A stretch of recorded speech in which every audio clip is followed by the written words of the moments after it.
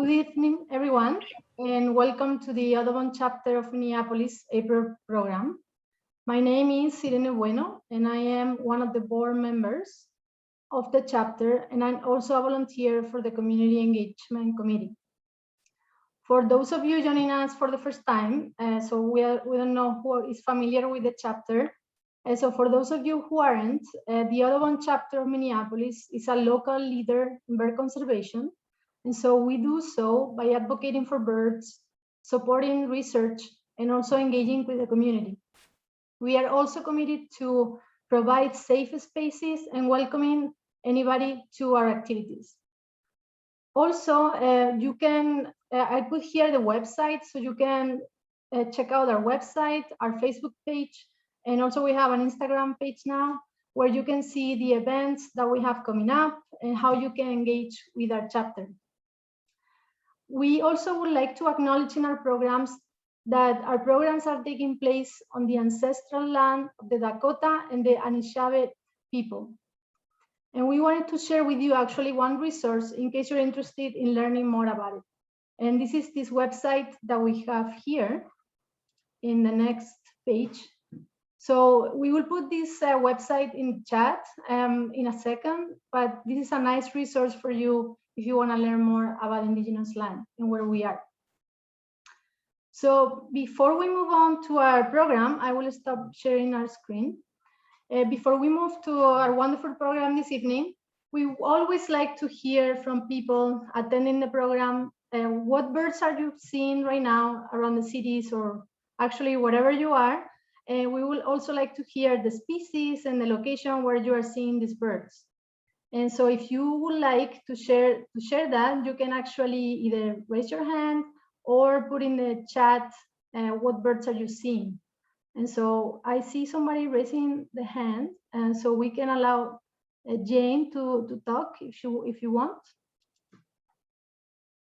Okay. Jane? We will, okay, we will unmute you. Okay, how's that? Hi. I live in Minneapolis, and I am very fortunate. There is an active eagle's nest about 50 steps away from where I live. Wow, wonderful. That's very lucky. And I really started with bird watching with the Raptor Resource Project in Iowa, and I found a live cam of the eagles first incubating the eggs, and then the cam was live 24 hours a day from the time the eaglets hatched until they fledged. So it was on for about. Oh, I think we lost your sound now. Jane, I think we lost you there for a second. I think, unless I am the only one. But I think we heard the wonderful news from the bald eagle territory. So thank you, Jane, for sharing that, and really appreciate it. And that's wonderful. We are also seeing some comments in the chat. People are seeing all kinds of things with migration time and of course baby season. So we had red-bellied woodpecker. We have turkey vultures, Forest Snelling State Park. We have robins, chickadees, cardinals in North Minneapolis, more red-bellied woodpecker, hairy woodpeckers, lots of woodpeckers, so which is great. Cardinals, blue jays, house finches. I mean, so many species. It's kind of hard to keep track. In Lake Nokomis, fox sparrow, ruby crown kinglet, osprey at Old Cedar Avenue Bridge. I also saw an osprey myself. I was very happy to see them back. Barry said had a male and female northern cardinal, blue jays, Carolina chickadee, mourning doves. Amazing. Herons at Marshall Terrace. Warblers and red-winged blackbirds in Richfield. Wonderful. I mean, so many birds. It's like that time of the year where we are also happy. So feel free to keep popping in the chat the species that you are seeing and where you're seeing them. It's always on us to hear that. But we don't want to keep Steve waiting too long. So we are going to move on to our wonderful program, and I will let Katie introduce Steve. Thank you. Thank you.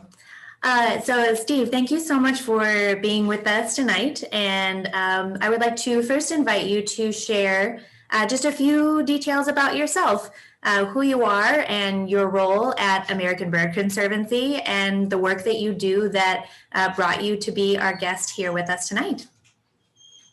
Sure. Well, thanks very much for having me. My name is Steve Holmer. I'm Vice President of Policy with American Bird Conservancy.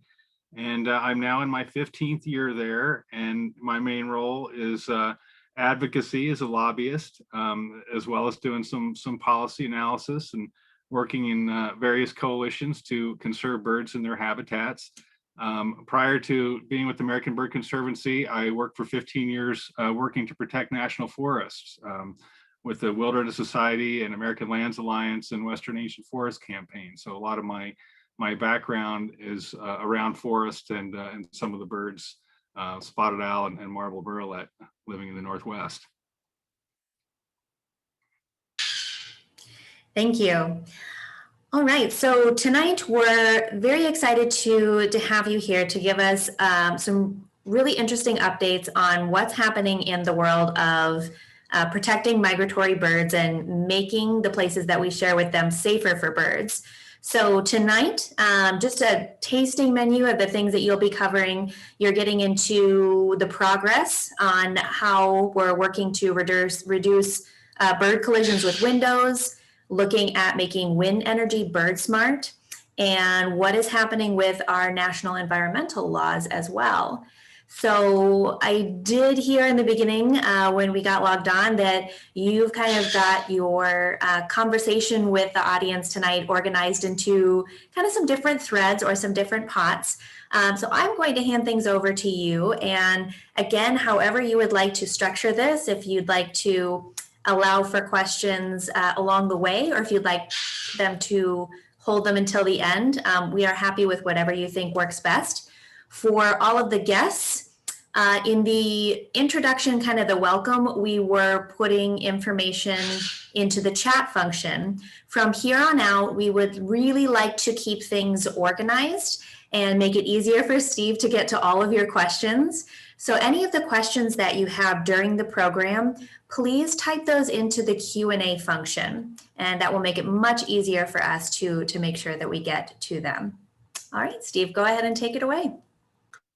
Great, thanks very much. Can you see my screen okay? Yes, looks great.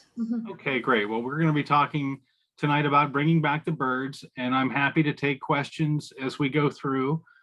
This is going to be sort of divided into 3 sections, so possibly we could take a break in between each section and do a few questions then, but whatever's your pleasure. So just to give a quick introduction about American Bird Conservancy, you know, our mission is to conserve birds in their habitats throughout the Americas, and we do this in a number of ways. Halting extinctions is in some sense at the top of the pyramid and a huge organizational priority. And to that end, we've been helping to create a network of reserves, in many cases, the last place on Earth where certain species inhabit.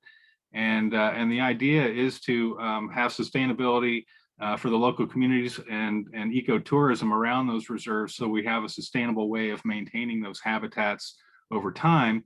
And then, of course, we also work in the US on the Endangered Species Act and conservation of certain species. And then in the middle part of the pyramid, we work to conserve the watch list species, the species that we know are of conservation concern and that have special habitat needs. And quite a large part of our staff, which now numbers almost 100 people, work on the watch list species doing various habitat conservation work. And then we also have a team of people working to eliminate threats. And these are, you know, the collisions and all the other you know, reasons why we're losing birds. And so we have experts on our team who are working to address these issues. And then at the base of the pyramid is the idea of building capacity, so that our community as a whole can succeed and that we have the information and the resources and the tools needed to be successful with bird conservation. So here's a quick snapshot of the team. Jennifer Cipoletti is our Director of Conservation Advocacy and works closely with me on our advocacy program. Some of you may be familiar with Dr. Christine Shepard, who runs our collisions program. And we've also added Brian Lenz to the collisions team.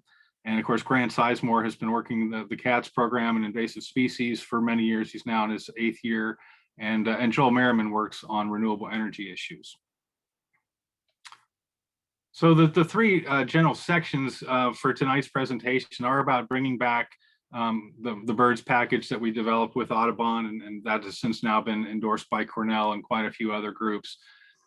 Climate change, energy, and the proposal to protect 30% of America's lands and waters by 2030, and then recovering endangered birds.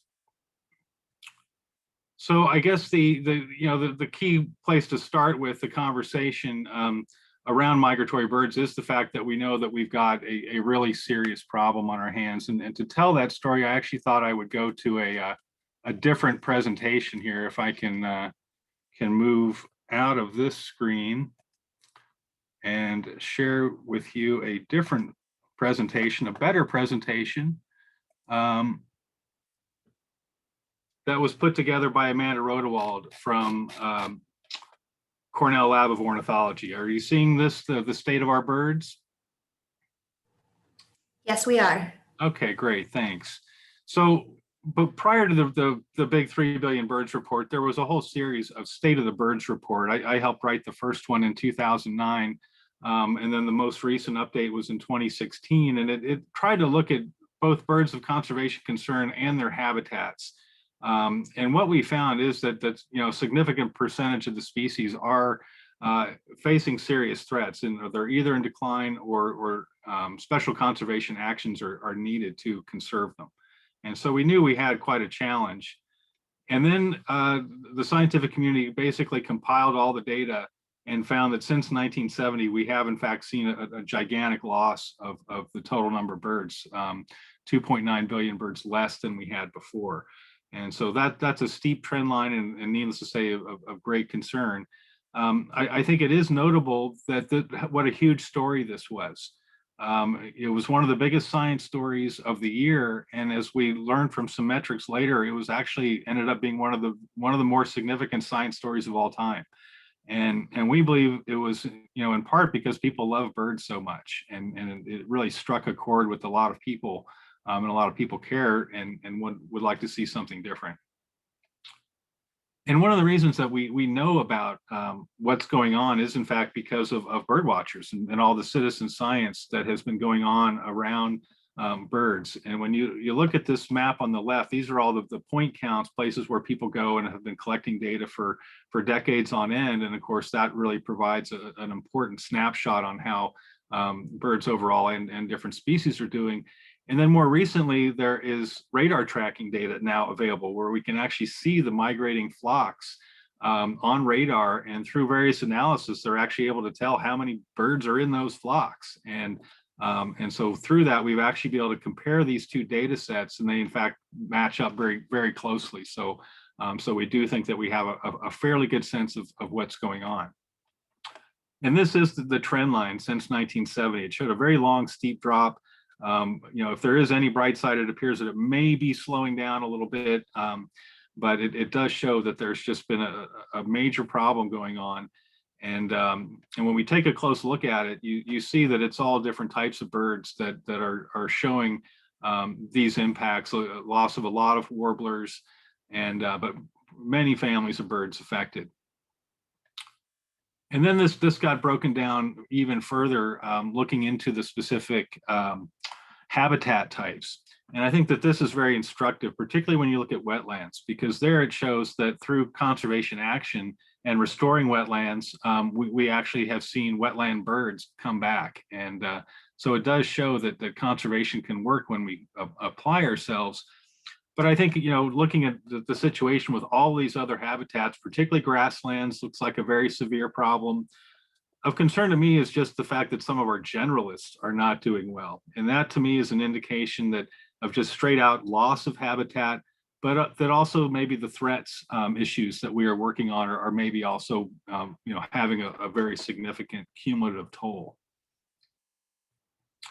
So when we look at some of the specific suites, it really is staggering, and we're now trying to get at the causes of this. And when we look at the issue of grassland birds, it's particularly acute. And when we look at maps of heavy pesticide use and heavy losses of grassland birds, this whole region in here, there's actually a very high overlap on that. And so, we're concerned obviously about direct impacts to birds, but also just potentially the loss of insects. And so that birds have less to eat could be, factors in some of this broad decline.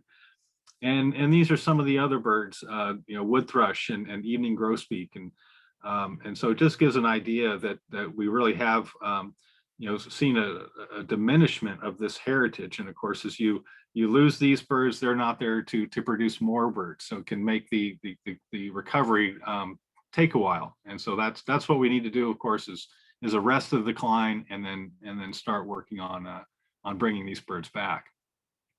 And again, going back to insects, aerial insectivores are looking like they're showing particular impacts. And overall, it really does look like it is the neotropical migrants that are really showing a lot of stresses. And I think it's because of just their extraordinary life cycle, where they're wintering, spending a big part of the year in Central and South America, and then going all the way up to North America, and then going all the way back. And it's just quite an extraordinary journey. And as we'll talk about, it could be one of the factors affecting them. And of course, we'll talk about this in more detail, but as they do their migration, there are threats along the way. And so this is one of the issues that we're trying to tackle and get a handle on. We had some statisticians on our staff look at the data, and you have quite a lot of species in kind of a gradual decline. And what they found through their statistical manipulation is that if we could reduce the mortality by even a relatively small amount, it could turn a species in decline into a level species, or a level species into one that's slightly increasing. So cutting into each of these factors really could end up making a big difference. And of course, when there's been a great deal of work on collisions, we know that the tall towers cause collisions. We know lighting, that the birds that are attracted to the lighting, and then of course the window collision issue, which we'll talk a little bit more about. And just one of the other things going on in the habitat is oil and gas development has had a major impact on birds and other wildlife. Oil pits are one way that birds can sometimes be entrapped, and in fact this gets back into the whole Migratory Bird Treaty Act issue. We really had successful solutions for this, in that the oil pits would be either covered with screens, or increasingly the producers were going to closed water systems and not even having open ponds any longer. And so this is one of the reasons why we need to restore protections under the Migratory Bird Treaty Act, is to get the oil pits covered again. And so this is just the quick summary. And again, grassland birds are a particular focus here. And out of this report, there have been a number of working groups created specifically to address the grassland issue. And I think that particularly as the next Farm Bill starts moving forward in 2023, that's going to be a real opportunity to do something really large scale for the grassland birds. So I'll stop this share and go back to my other presentation, and continue on here. I mentioned the whole issue of the challenge of migration. It truly is a migratory gauntlet, because we're seeing that there's serious issues about the wintering habitat, and just in terms of just straight habitat loss and conversion going on in Central and South America. And then, of course, birds need stopover habitats, places quite often along the Gulf where they need to stop for a few days and rest up before they can continue their journey. And so as these habitats are developed or have various activities around them, that it can be a problem there. And then we're increasingly seeing collisions being an issue. And this is with windows, buildings, power lines, towers, turbines, and oil platforms out in the Gulf, where birds get attracted to the lights on the oil platforms. So it really is truly a gauntlet. And then of course there's predation, and then the possibility of pollution, diminishing their capacity to breed, and then of course they need good breeding habitat, and many birds go up to the boreal and other places where there's been large scale development going on. So that's really every step of the way we need to be thinking about and doing some things to conserve these birds. And so, as somebody who does policy, I try to kind of look at all the factors, and we know we've got this huge bird loss. We know we need to defend the protections. We know conservation is effective when we do it, and so it really does kind of point to just a major increase in capacity for bird conservation as one step forward to solve these problems. And and another key factor is just the political landscape. The fact is elections really do matter for these issues, and we now have the Biden-Harris administration moving forward fairly quickly and boldly, I would say, on a number of important issues for us. We've seen a far-reaching climate change executive order, and part of that executive order included a call for the U.S. to protect 30% of its lands and waters by 2030, both as a means of protecting us from climate change, but also maintaining biodiversity and maintaining basic ecosystem functions that we all need to survive and that underpin our economy. And of course, social justice is a really critical issue. And I think that the fact that Representative Deb Haaland was nominated and then confirmed as the first Native American Secretary of the Interior, I think is a strong indication that in fact we have a new and different kind of leadership that is going to really be focusing hard on these issues and trying to make progress. And of course, I think we back to the 30 by 30 idea. This is a significant commitment. The amount of acres needed to meet that 30% threshold would be basically recreating our public land system, all of our forests and parks all over again. So that's obviously a gigantic challenge. I think it's going to involve a variety of activities to protect some public lands, to restore some areas, to include private lands where we're focused on conservation. So it's going to be a very interesting process coming up. And we've also seen some important changes in Congress. In the House, the Democratic majority was narrowed. It's actually nearly even in the House, so there's not a lot of room there. And of course, it's dead even in the Senate. It's tied, and tie votes are broken by the vice president. And because of that, the Democrats are now controlling the committees and the floor schedule. But it does mean that it's very difficult to move things without bipartisanship, and so there is a strong need to build support from both parties for bird conservation. In recent years, it's been very challenging to pass major legislation because of the filibuster. Things have really been effectively hung up in the Senate, and we have not really seen a lot of the kind of far-reaching environmental protections and bird conservation measures that we need.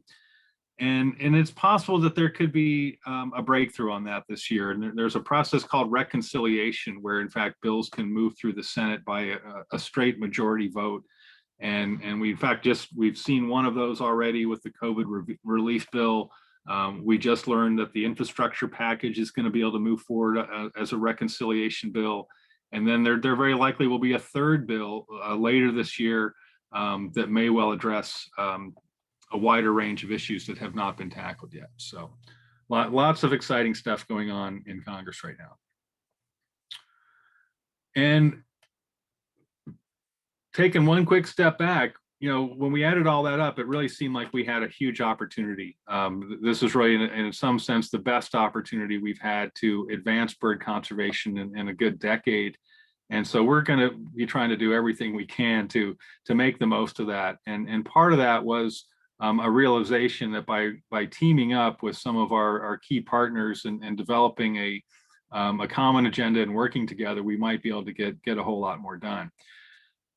So to that end, we've been working with staff from National Audubon Society, Stan Center, Vice President of Conservation, and Eric Schneider, their top advocate, and really working to run through all of the different programs and things that might make a difference for bird conservation. And out of that, we did develop a document which I'd like to share with you. This is actually now out for, well, let's see, that's not showing up here.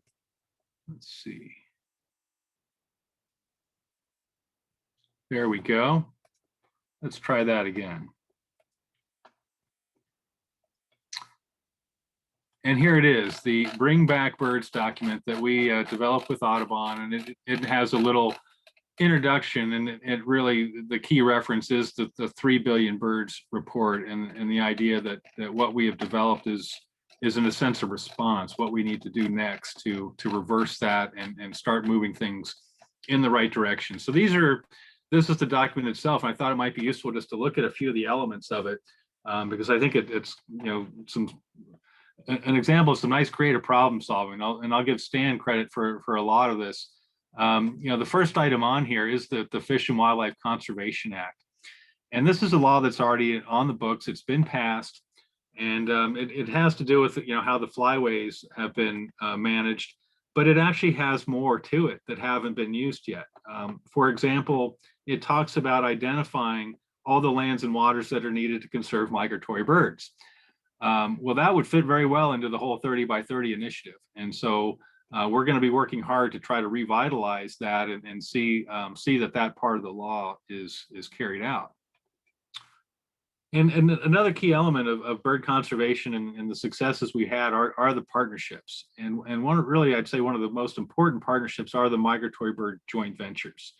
And these are essentially conservation committees that have been set up for each region of the country. In Minnesota, we have the Prairie Potholes joint venture and the Upper Mississippi joint venture kind of divide the different habitat areas of the state.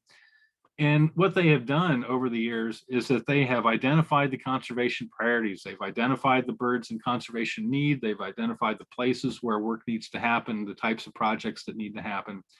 And so now we're in a process of trying to scale all this up. And so these partnerships are able to do even more than they are now. So that's really getting the joint ventures fully funded, and then expanding the project funding for their work is one of the key parts of this. So moving on, the urban treaty program is something that we would like to do more. Majority of Americans live in urban areas. We've seen a big boost in interest in backyard bird watching during COVID times, and people using available parks and other public spaces. And so we think that there's a whole lot more that could happen in that regard in terms of trying to engage people where they live, and how there's things that happen in their community where they could really be supportive of bird conservation. So we're hopefully going to be working with the Fish and Wildlife Service to see an expansion of the urban treaty program, get more cities involved, and then provide more grant funding so the cities who are participating are able to do more activities. And then a critical issue is addressing threats, and restoring the protections of the Migratory Bird Treaty Act are central to that. That is still up in the air. There's a rule in effect right now that essentially nullifies the protections for birds from the incidental take, the foreseeable but accidental deaths that occur from a lot of industrial activities. And so this is really a major focus of this initiative, is trying to restore the protections of the Migratory Bird Treaty Act, but also moving forward and getting the various best practices that have been developed around the country to reduce bird mortality, to get them into place through a permit program. So we see a lot of opportunity there. There seems to be some growing movement towards getting this done.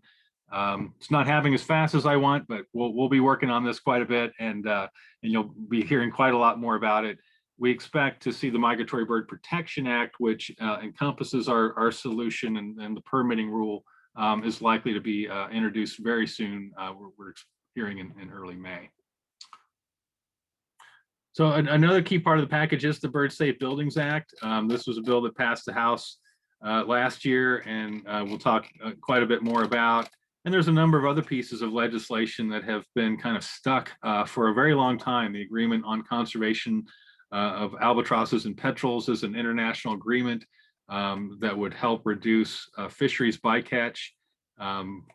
Fishery bycatch is pretty good, as you know, U.S. is doing pretty well on this issue. We could do better, but there are some Pacific nations that aren't really doing much at all, and that's partly why we need to get in this international agreement to try to exert some diplomatic pressure on countries that aren't doing enough. And as some of you may remember, during the Clinton administration, there was an executive order to protect migratory birds, and it basically calls on federal agencies to adopt measures and standards that would in fact, you know, support this goal. Excuse me. And not a lot has happened with this executive order. There were some memorandums signed with various agencies, but we think that this is another area where the Biden administration could potentially, you know, take a look at that and adopt a whole series of new policies and have agencies adopt new standards to protect birds. So one of our key areas in this whole initiative is to basically revitalize the migratory bird programs and provide enough funding to actually meet the need. As many of you know, government funding has been kind of static for a long time. There's in fact been a lot of federal agency staff cuts over the years. And so the reality is that the capacity of the agencies to handle these issues has actually diminished somewhat. And at the same time, there's not enough project funding for you know, the work that we know needs to get done. So we're going to be working on a number of initiatives to try to come up with new ways to pay for bird conservation. And one of our most successful programs is the Neotropical Migratory Bird Conservation Act. And this provides grants to do a lot of the international work that happens. Right now, it requires a match ratio for the federal funding from private sources at a 3-to-1 ratio. And we're finding that match requirement is becoming challenging. Under the North American Wetlands Conservation Act, the way that program works, it's on a 1-to-1 match. And so that's our goal for the Neotropical Conservation Act, is to change the match formula and hopefully make the program more accessible to our Latin American partners, while at the same time growing the program. It's between the government and the match, it's about a $20 million program. What we really need is a $40 or $50 million program. And so that's our hope, is over time that we'll be able to grow that to accomplish that. And then there is also some very far-reaching legislation, the Recovering America's Wildlife Act. This would provide over $1 billion a year to do wildlife conservation work through the states. This is being a big bill. It has a little bit of a ways to go, but it's definitely, I think, deserves a lot of credit for the simple reason that it's managed to build a significant amount of bipartisan support for wildlife conservation in Congress, something that we desperately need. And then one idea that we're hoping to get launched this year is the idea of a songbird stamp. And this is basically like the duck stamp. It would be something that would be offered through the duck stamp office, but it would have a pretty songbird on it. And the funds would actually go towards migratory bird conservation as opposed to the wetland conservation that the duck stamp supports. And our goal is just, you know, crass marketing. We really want people to buy both stamps and support conservation both ways. So that's, you know, a couple of the ideas that we have that we've been starting to talk to Congress about, and so hopefully we'll have some opportunities to make a few of those things happen this year. And then I did just want to quickly mention a giant success from last year, which was that the Land and Water Conservation Fund has been fully funded and is going to be making available a significant amount more resources to do land conservation and habitat work. So that's something to be thinking about in terms of identifying more areas where these funds might be able to be useful for conservation projects. And so that's basically the outline of it.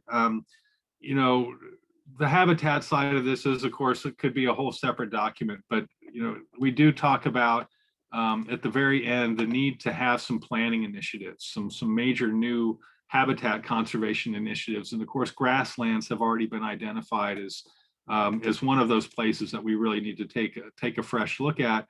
But of course, there's already some areas that a great deal of work's been going on for a long time. You know, sagebrush and protection of greater sage grouse, old growth forests in Alaska and the Pacific Northwest. These are all extremely high priorities, both for bird conservation and also for climate. So we're hoping to see some more activity on that. So that's the basic outline of the document. We're going to be hosting a public webinar very soon to kind of go into this in a little bit more detail and share some of the specific opportunities as they develop. We're hoping to see, you know, various comment periods and votes coming up in Congress that we can really key in on as different pieces of this initiative are brought up. So I think we're going to see some solid progress on this year, and definitely appreciate folks taking a look at that and taking part.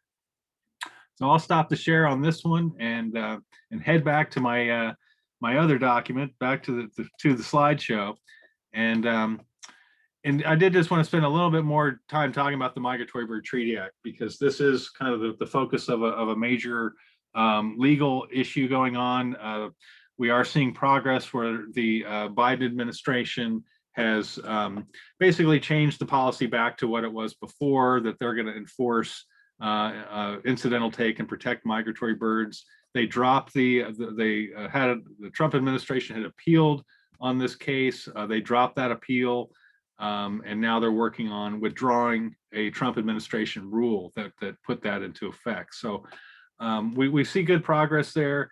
And then ultimately, we are hoping that there is going to be a public comment period and opportunity to create the permitting system that could be established by the Migratory Bird Protection Act.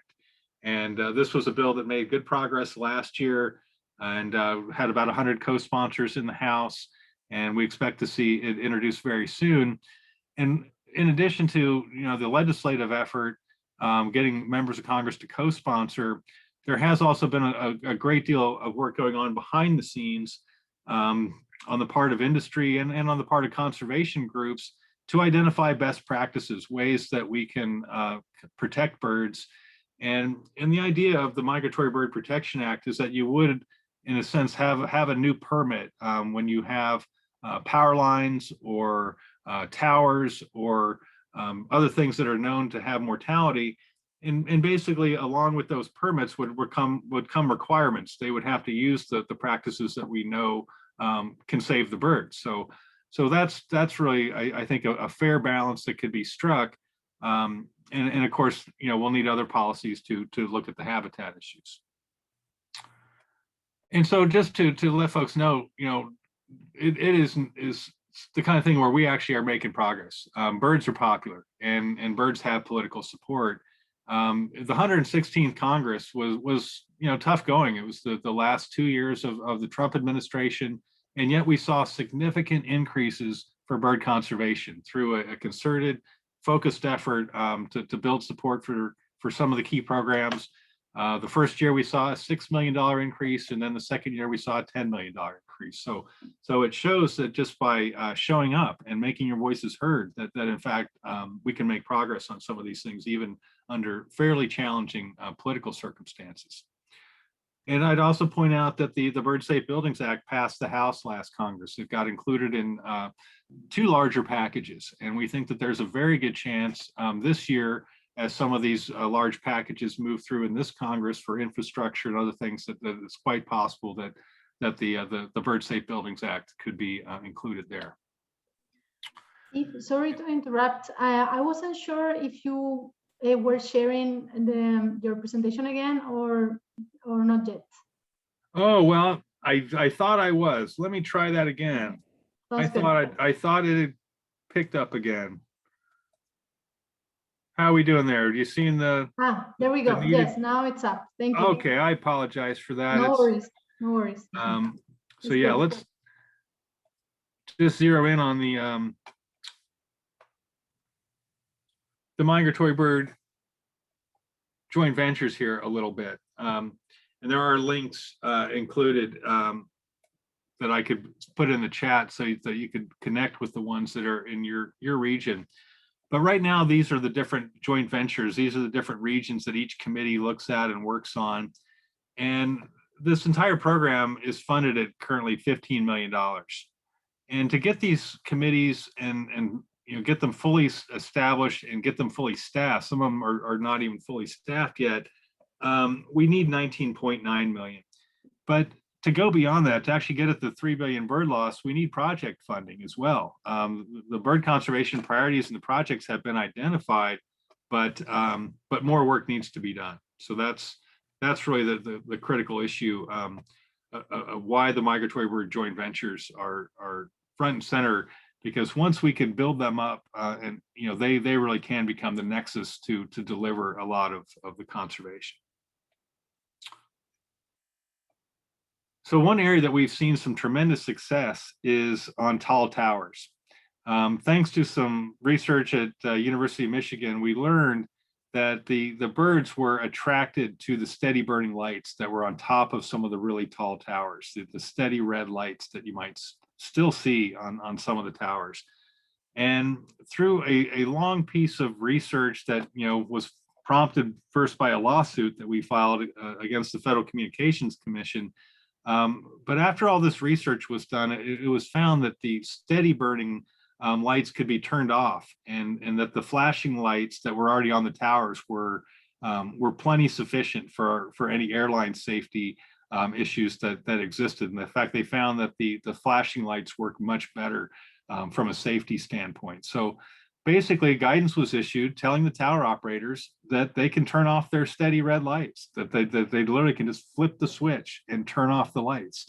And by doing so, they can reduce bird mortality by as much as 70%. And they will also save electricity because they're not running those lights any longer. And so there's about 14,000 of these tall towers around the country. And so far, about 4,000 of them have made the switch and have turned off the steady burning lights. And we're in a steady ongoing effort to communicate with these tower operators to encourage them to turn the rest off.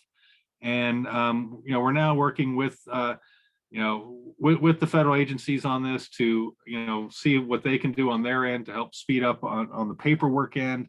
I'm hoping that within a couple of years we could have all of those lights turned off. And right now the historic analysis showed about 7 million birds a year dying as a result of collisions with these tall towers. And a lot of times they would be, where whole flocks would have mass events in one night.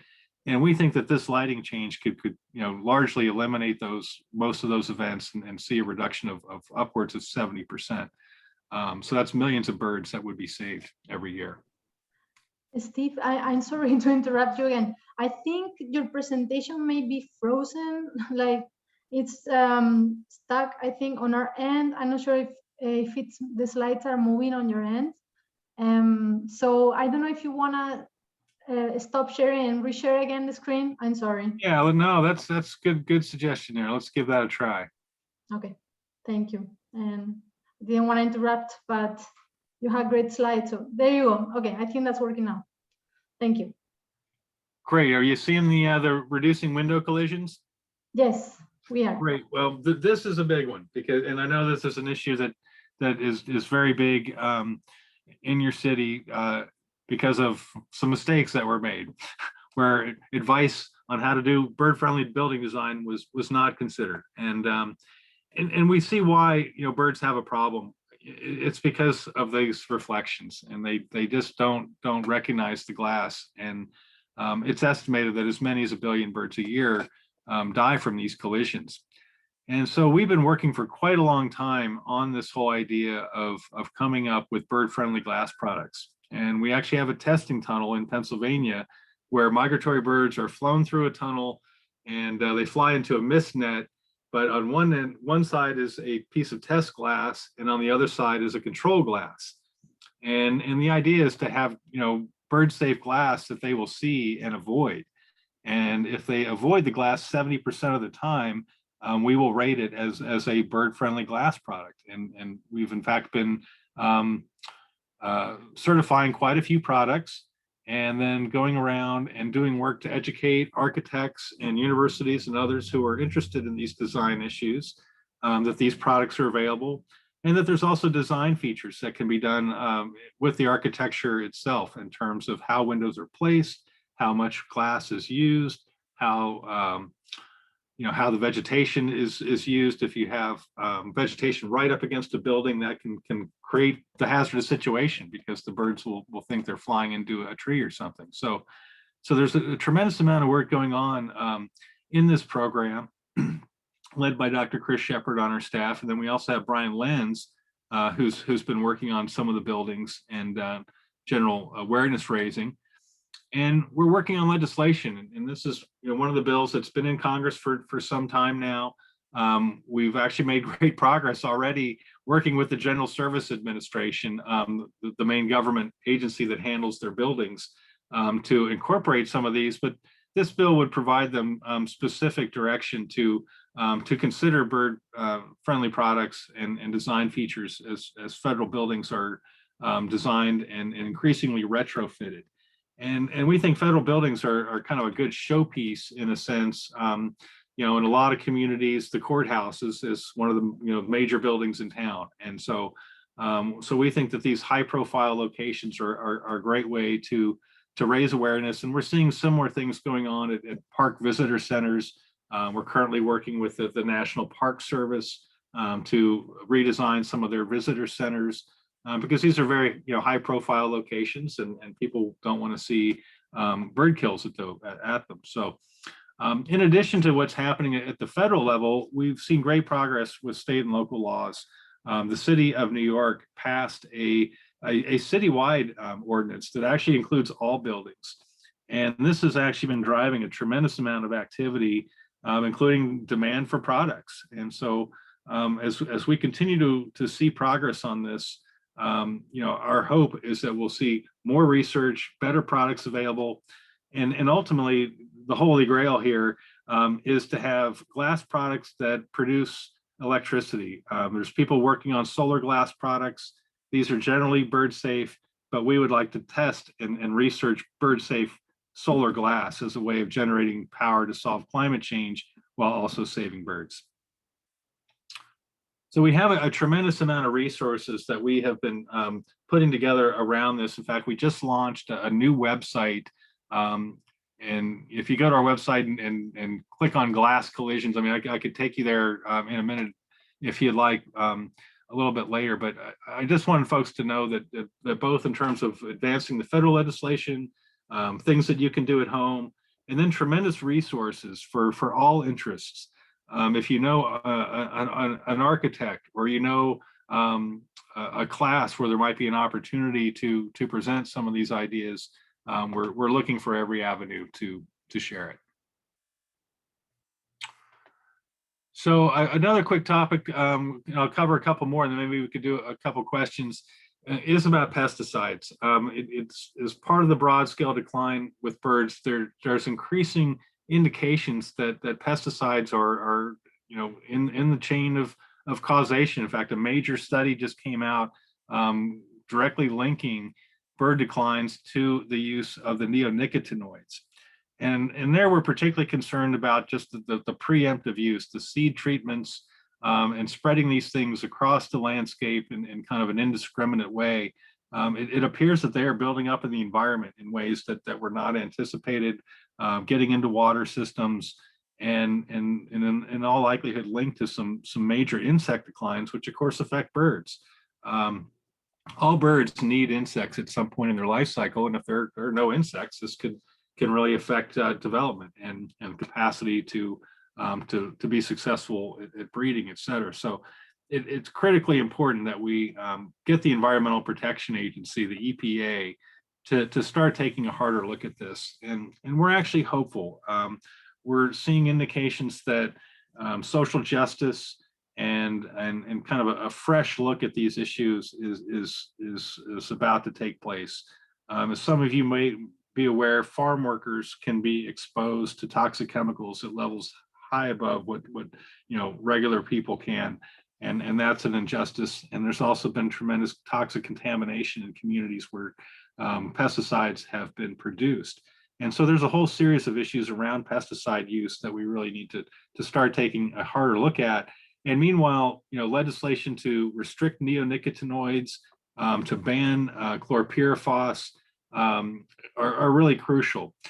Chlorpyrifos was on course to be banned at the end of the Obama administration, but that was reversed. And since then, chlorpyrifos use has exploded, and it's now becoming one of the most commonly used pesticides.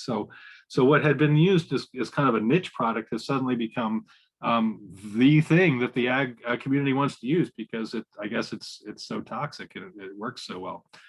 But it's also dangerous for endangered species, dangerous for human health, and something that we clearly should be getting rid of if we're going to follow science.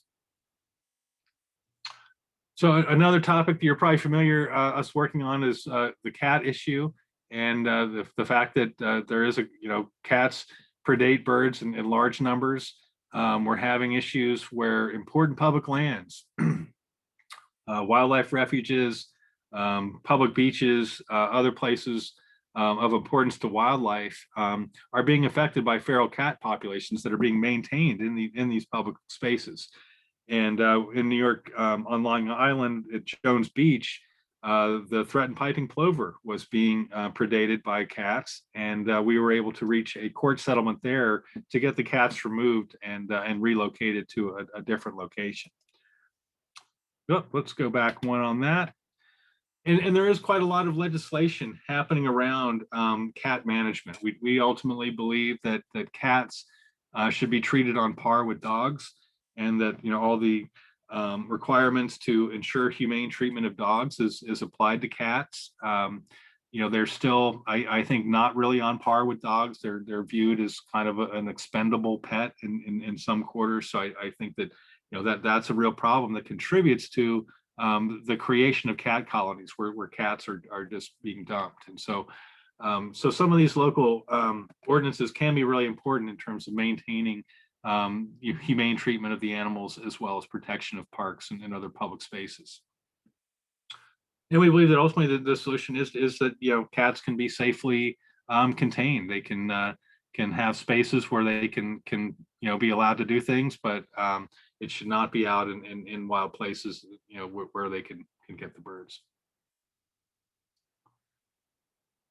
So I'll just close out this section by the general idea that voices really do matter in these things. So a big part of what we do is trying to mobilize people around these issues. And to that end, we have the Bird Conservation Alliance. We're working constantly to promote action alerts to Congress. We've been doing webinars to try to kind of key people into sort of the timeline and when their voice might really make the most difference. And of course, there's all kinds of ways to reach out to the media. Old school letters to the editor are actually remarkably effective in a highly read part of newspapers for the people who still like reading papers. So that and social media. And we're creating a new organization, in fact, that just launched today. The American Bird Conservancy Action Fund is now in operation. And it's basically, the idea is to try to help build more political support for bird conservation. And just a little bit more about the Bird Conservation Alliance. We've been having some fairly successful fly-ins, virtual fly-ins, where we've been holding Zoom meetings with congressional staff people and bringing people together. So we can't walk the halls of Congress right now. Congress is in fact closed at least until September to the public, but we are still able to have these meetings and communicate with these offices. And then of course, when things do open back up, we love getting out there and walking the halls of Congress. And if any of you would ever like to come join us, this is a member of the Bird Conservation Alliance. Kay Charter came out to DC and she was an awesome lobbyist. So I think maybe right now we could perhaps just take a brief break and see if there are any questions. Great. take a quick look through that. And if anybody has any thoughts for me or questions about this first section, but I do think that, we would like to see the Biden administration make migratory bird conservation a major initiative. And so that's really what a lot of this activity is about. Thank you, Steve. That was amazing. That was wonderful. We have a few questions in the Q&A. So I don't know if you want me to read them up to you. And also, if you wouldn't mind at some point to share your slide where you have the links to ABC's, like the glass collisions links that you mentioned, we can actually drop them in the chat later. So Okay. that will be also something we can do. So Mike says, I recommend everyone watch David Attenborough's Extinction, which highlights the dramatic loss of insects due to climate change and pesticides with a huge impact on birds. And he asks, does change need to occur mainly at the policy level?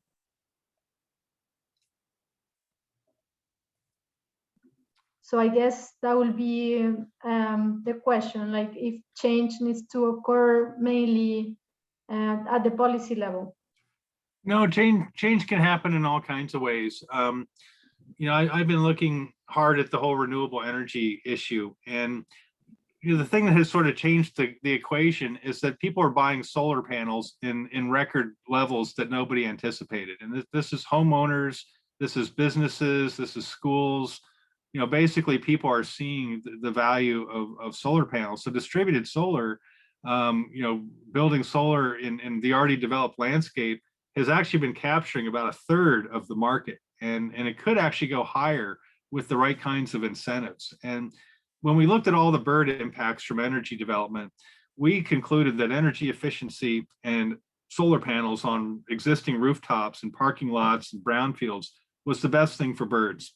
And the reason for that is that you're not using up new habitat, and you don't have to build new power lines, which birds collide into power lines in large numbers and get electrocuted. And so if, just individuals making their decisions.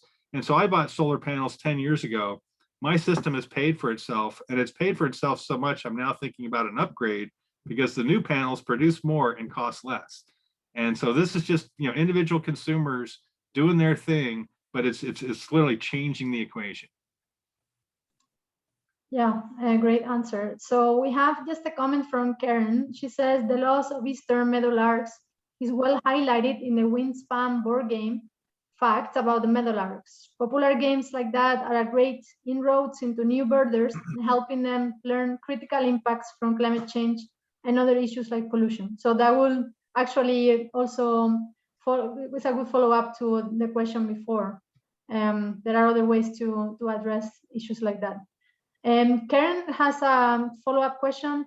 Will preservation of grassland birds be presented as part of bolstering CRP incentives for farmers or part of carbon credits that the Biden administration is exploring? And so there are like three questions in one. Any thoughts on where bird preservation will plug in? Yeah, well, there's actually on grasslands, there's a number of working groups right now that are trying to in a sense figure out what is the things that need to change for grassland birds. And so we expect to see a number of bills. Senator Stabenow has already introduced one that would allow for landowners to access carbon credits and get into the carbon markets a little easier. So that could be something that could provide some benefit. And in this, there are carbon benefits out of maintaining grassland habitats. So this is something that's designed not just for forests. And then there's going to be basically National Wildlife Federation is working on a package to prevent the loss of native prairie. We're actually still seeing original prairie being turned into cornfields, and that's actually corn ethanol is kind of a factor for what's driving that market. And so we do need protection. It's called the sod saver provision, and the idea is to basically incentivize farming in places where you're not going to do that, and disincentivize sod busting and farming in native prairie. we don't have a lot of really what could be called high quality grassland habitats. So the places that we do, we really need to think about protecting. And there are obviously some, private land easement strategies, programs like the Conservation Reserve Program could be improved to provide for even more acres than it does now. Perfect. So Mike has a question. He says, Montana legislature has a bunch of bad bills that will be devastating to wildlife. Can federal laws supersede some of these? Yes. Yes and no. Wildlife is, in a lot of cases, controlled by state management, but the federal government plays a role when you're talking about federal public lands, and you're talking about endangered species, and you're talking about eagles, and it should also include migratory birds, but right now that's kind of in limbo. But no, there should not, be places where there is no federal concern for wildlife, because the wildlife cross state boundaries, and particularly birds. We're actually feeling like we have to have an international approach if we're going to really succeed. So no, we're of concern to that. We do try to work at the state level where we can, and same thing. Voices need to be heard. People need to engage. I found that sometimes things can happen at a state level so fast that it can be hard to get that voice out. But there is always the comeback, and so it's never over till it's ever. I've seen some bad laws get repealed. So. Great. Well, that's a positive spin. Yeah, no, thank you. And he actually also asked if you know what % of active birders are politically active. Well, getting birders involved in bird conservation is really, I think, what a lot of what our group, what Audubon chapters around the country are involved with. And I think it's a natural fit. People, love the birds. They want to keep seeing the birds. And I think part of the challenge is to show people, how their voice can be effective. And as somebody who goes and does a lot of lobby meetings, I can tell you that the letters that people send make the whole difference. If we go to an office that has been getting letters about an issue, they are much more keyed into it and prepared and interested in what we have to say than if they haven't been getting those letters. And so it doesn't take, really that much. And so, I've seen different groups do this in different ways. You can have call-in campaigns, you can have a letter writing campaign. The best way to meet an elected official is back home. And so when they're back in the district, that's a great opportunity to try to, go to one of their events or invite them to one of your events.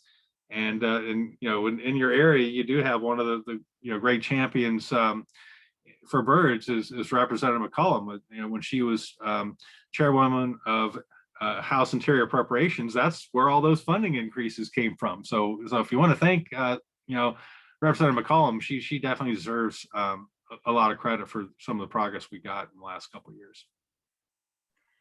So I think, Steve, what do you think about going back to your presentation? And maybe we can leave the other questions for when you're done, so that we don't miss your amazing rest of your presentation. I mean, there are great questions, and so we'll try to get them later. And sure. I just wanna have you give you a chance to finish. Okay, great. Well, I'll go into a few more issues here, and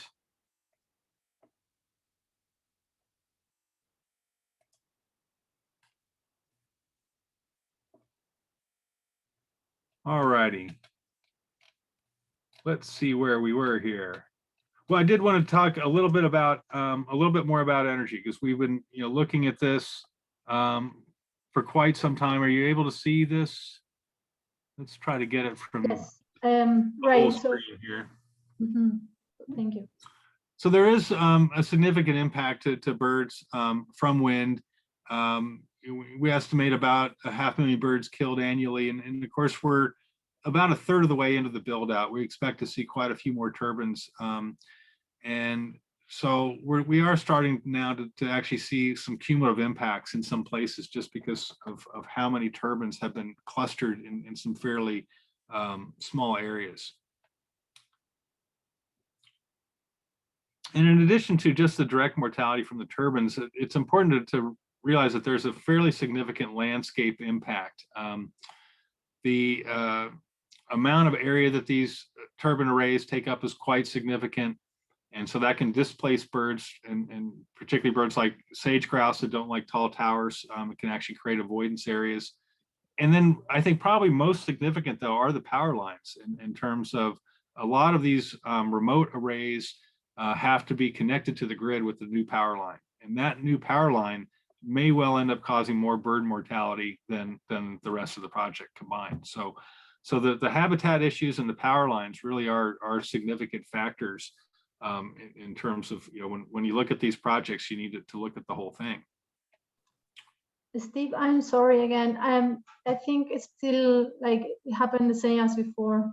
Must be the Okay, let me storms. try that one again. Okay, thank you. Yeah. Let's see if we can get this to go.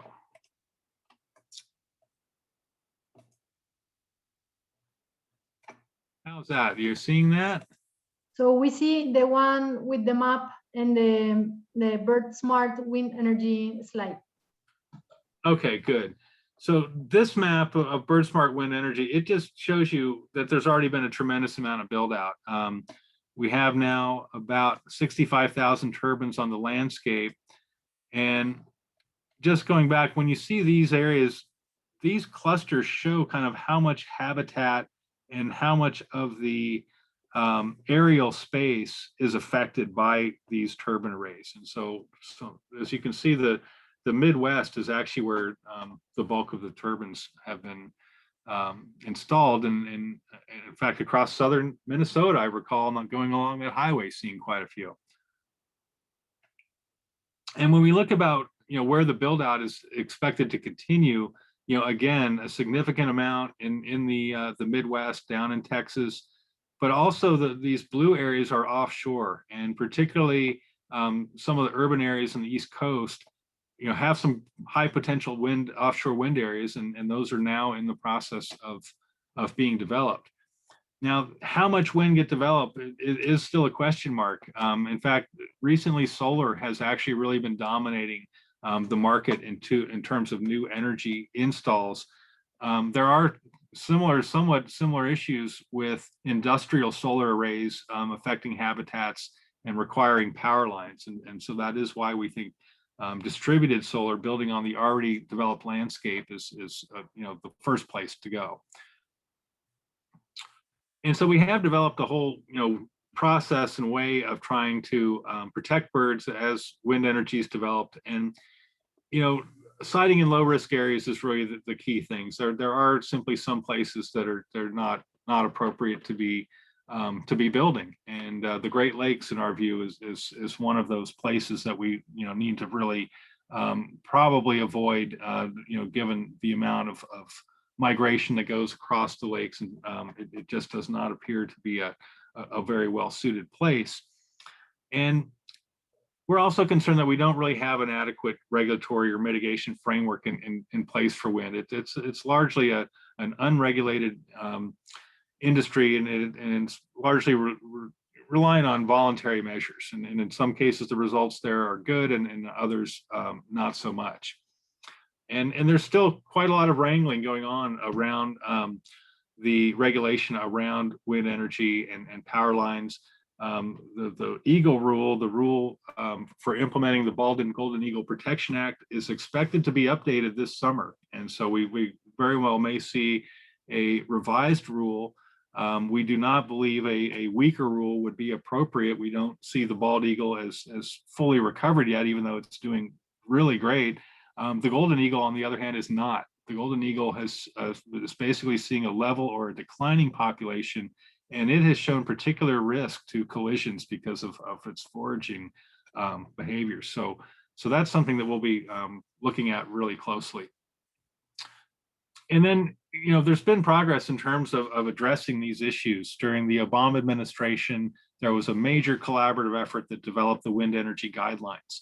And we think that they're good. They provide a lot of the tools and processes needed to avoid bird impacts. Unfortunately, it's not being really fully used. It's voluntary.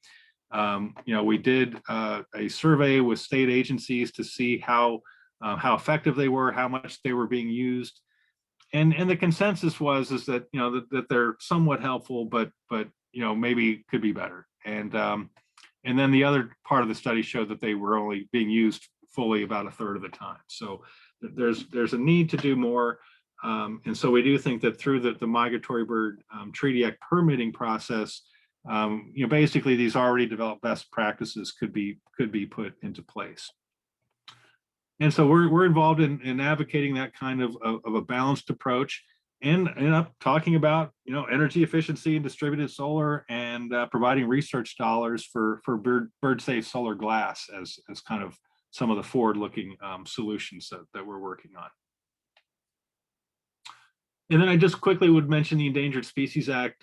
During the last administration, we saw some significant rollbacks to the regulations on listing, the take of species, protection of critical habitat. All of that needs to be reversed. And in general, we've seen kind of a politicization of decisions. We really need science to guide listing decisions, and just let the chips fall where they may. If a bird needs to be listed, it should be listed, and then the focus should be on recovery. We've taken a look at all the listed U.S. birds, and in fact, we're showing good results. Most of them have increasing populations or stable. A significant number have actually already been delisted, but we still do have some that are still in decline, and it kind of helps us guide where we need to be thinking about doing more work. And then I just quickly mentioned sage grouse, because you'll probably keep hearing about sage grouse as a bird conservation issue for quite some time. This has sort of been a major issue going on for a while, but it's such a large region of the country. It's kind of the Great Basin. So a lot of the sagebrush areas in Nevada and Utah and Colorado, Montana, Idaho, most of the birds are in Wyoming. And unfortunately, we have been seeing significant losses and range contraction, habitat loss, and so the grouse have become really, I think, the kind of the flashpoint for the Endangered Species Act. The bird was exempted from Endangered Species Act protection in 2014, and since then things have been going very poorly. A lot of the habitat protections and other promises that were made to conserve the grouse have in fact been broken. And so the grouse is now standing kind of naked in a sense that it can't be listed as an endangered species, and a lot of the protective mechanisms that were supposed to be there are missing. And so we're trying really hard right now to restore the Endangered Species Act eligibility for the grouse. We think it's a critically important backstop, given how severely the species has been in decline. It very well may need to be listed, but that's not even an option right now. And we also think that the Endangered Species Act tends to drive conservation. And as soon as it was suspended, as soon as the grouse was exempt, basically everybody walked away from the table, and all the promises got broken. So this is really, if you keep hearing about the grouse, it's because it really is, in a sense, become the flagship for the Endangered Species Act. And then another law that we're working to defend, the National Environmental Policy Act. This is really important because, one way we protect wildlife is through good scientific analysis and looking at all the impacts, looking at the cumulative effects of all the changes that have happened. And if you can ignore those effects, you come up with a different answer. And so it's really important that some of the harmful rule changes of the last administration and limits on public participation be reversed.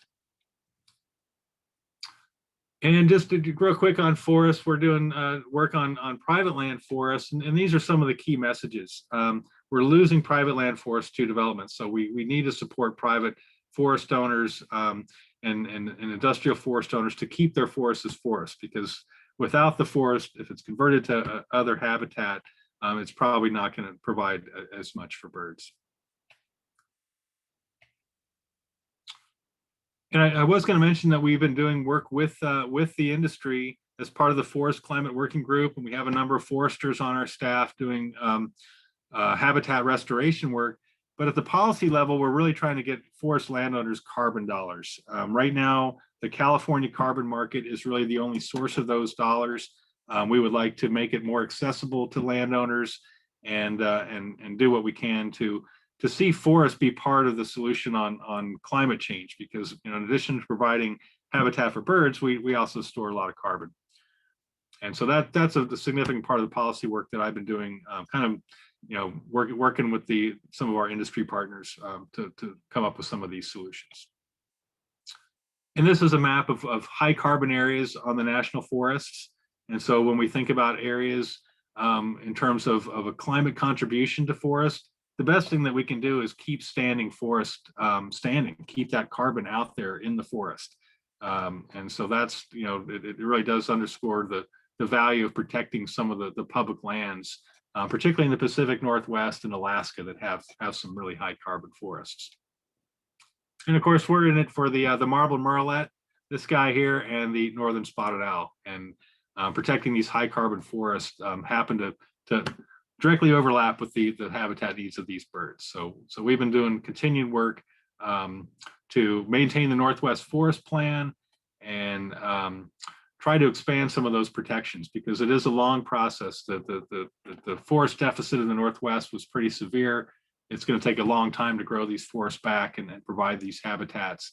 But it is working. All the monitoring reports show that we're making progress, and that as a result, this whole region is now a carbon sink because these forests are soaking up so much carbon. A lot going on around spotted owl.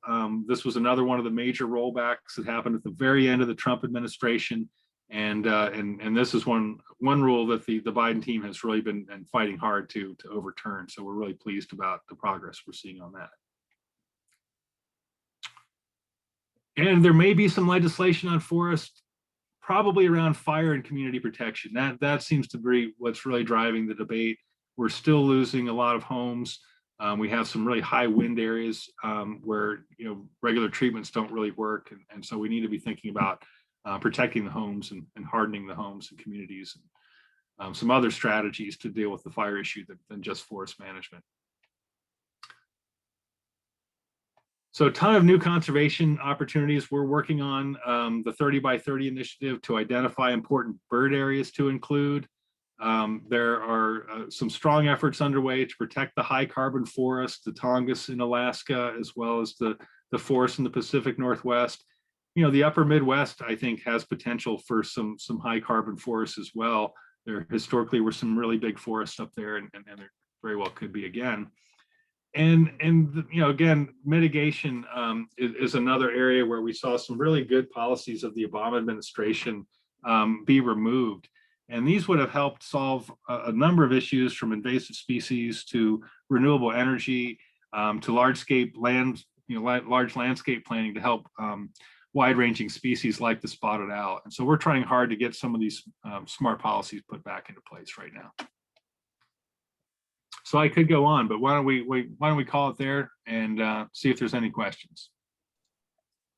Wow, that was amazing. I mean, there is so much work you guys are doing. It's fascinating, and I mean, thank you for the work you do, and thank you for the presentation. That was, I mean, we could talk for hours, I think, Steve. I have 1,000 questions myself, but I will let the others ask the questions that were in the chat.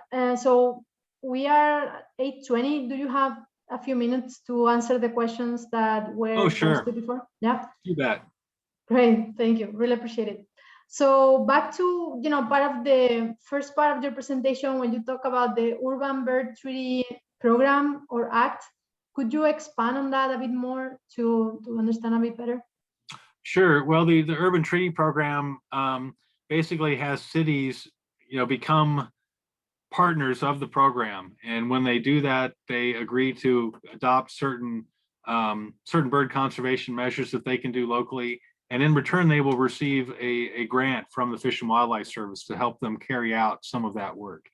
And so we would like to expand the program, get more cities involved, and also get them more grant money so that they could just do do collisions monitoring or whatever else might be needed. And then there's another new program that's just starting out called Bird Cities.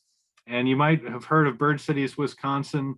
There's been a number of other Bird Cities programs going on around the country. There's now going to be a national Bird Cities program that the Fish and Wildlife Service and American Bird Conservancy and other partners are going to help run. So we're going to try to bring bird conservation to more communities, more cities to get people involved. That's wonderful. I actually had a similar question. So Keith Olstad, he's actually our chair, the chair of our chapter. He's out in the West, so he's connecting from there. And he said, your presentation is both amazing and inspiring. I noted though that you say relatively little about the promotion of the use of native plants. That seems to be a particularly thorny issue in Minneapolis, where non-native species deprive many migratory birds of needed nutrition. What is the ABC doing to promote use of native plants? Well, it's a very good and important question. On our website, we do kind of have a section on the things that you can do at home, and native plants are important to that. For the simple reason that they provide food for birds, and as opposed to just providing nothing. I mean, a lot of the foliage just doesn't provide the same services that native plants would, and so that's just another thing that people can do at home in terms of how they maintain their yard.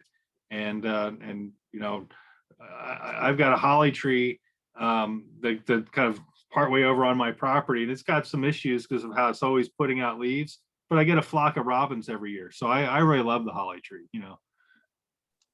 That's great.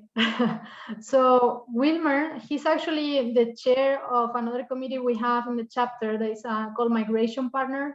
So we work with partners in Honduras to develop a MOSI station. And he's asking, what do you think about alliance with groups that focus on hunting in terms of conservation? Reading about how membership of participation in hunting activities is reducing funding for conservation, or should we rethink how we fund conservation efforts? Well, we don't, as an organization, have a specific position on hunting, but I think it's important to recognize the conservation contributions that hunters have made through the duck stamp program and through the restoration of wetlands. We've actually restored waterfowl populations. It's hard to imagine that ducks were actually, on such a severe decline that we would be without them. But that's where the situation was at one point back in the 1930s. And then through ongoing habitat acquisition of wetlands, creation of the national wildlife refuges, a whole series of things. And hunters paid for a lot of that with their hunting fees. And so they did make a solid ongoing contribution to bird conservation in that sense. And now we try hard to work with the hunting and sportsman organizations on a number of policy issues where we have common interest. Yeah, no, that's great. Barb, she's asking, can you recommend model ordinance language for cities regarding keeping cats indoors or in the pet owner's yard? The language in my city seems quite weak. Yes, on our website, under the cats indoors section, there is a model ordinance, and we have a person on our staff, Grant Sizemore, who is the person to consult with about those things. He's right now embroiled in a legislative fight in the state of Virginia, but I'm sure that he would be able to answer any questions that you might have. Great. We'll follow up also with everybody, putting some information to make sure that everybody has access to your website and everything. And the last one, so Francesca is asking or saying, I think many of us have greatly cared about nature and conservation for a long time, but at least for me, only recently have I realized my potentially personal impact that I can make at the political level in the policy work. I feel like for many people my age, so early 20s, that this interest in policy is new given many movements currently happening across the country. I was wondering how we can best keep this type of momentum going and how to continue to encourage this type of involvement long term. Great. Well, just being active, but I think also teaming up. you're working with your local chapter and getting some activities going on. A lot of what I spend my time doing is coalition building, working with partners at National Audubon Society and other groups, because these are big challenges, and it's it's fun to divide the labor. Yeah, exactly. Well, Steve, that was all for questions. I mean, there were great comments also. Fantastic presentation, and I mean, we couldn't agree more. I'm talking for Katie too, because her cockatoo was kind of scared of the storms. So just in case she can't, thank you. But I mean, seriously, thank you very much. We hope to have you back again so we can have more conversations about conservation. And I will just take a minute to share just what we are doing next in the chapter. We have a lot going on. So the most upcoming event is we had some kid-friendly bird watching outings, and this is just one of them that's going to happen on April 17th. So we are starting to do some in-person activities with safe social distance and masking and small groups. So if you want to participate or learn more about the upcoming events, I would encourage you to go to the website and sign up. And all the committees, as I mentioned before, we have the Advocacy Committee that is doing a lot of work locally. We have the Migration Partners Committee, the Community Engagement Committee, and the Equity, Diversity, and Inclusion Committee. So a lot of things going on, and we are working hard to make progress on all fronts. So if you want to participate in any shape or form, please reach out through our website, and we'd love to have you.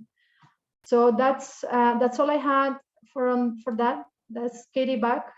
So I will let you wrap up.